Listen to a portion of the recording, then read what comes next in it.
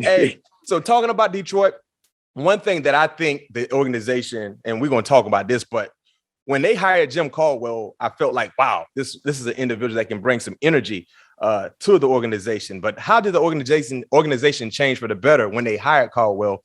And why did they get rid of him just in 4 seasons? That's the question, man. That everybody need to answer, man.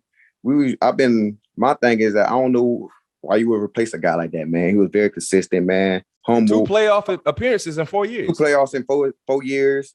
You know, we ain't had the roster like we had in 2014. So he would still find a way to get us there.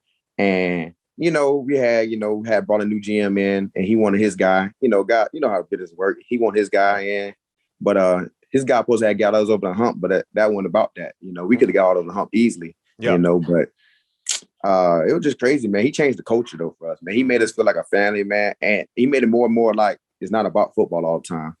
He, as a young guy, as I was young, I looked at him as almost a father figure. Yeah.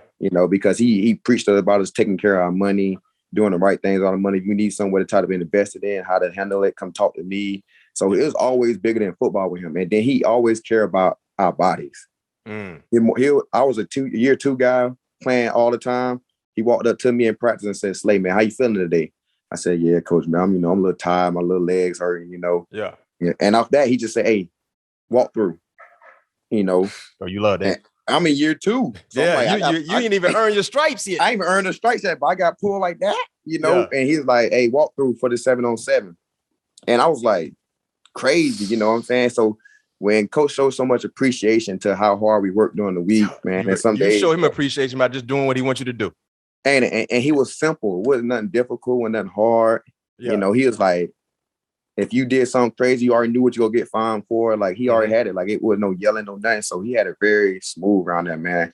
He had the Detroit going in the right direction for sure. Yeah, and I've talked about this on CBS, like looking at all the coaches they've been through since then. You had the man in place, you just wasn't patient.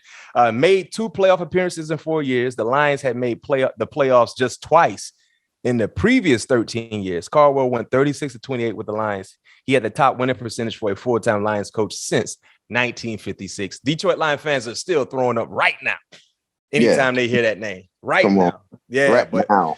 Hey, sometimes when you make a bad decision, it can affect you for years to come, and they still affecting the Detroit Lions. We was the number 2 defense in 2014. Y'all was biting. Yeah, GQ had 8 picks.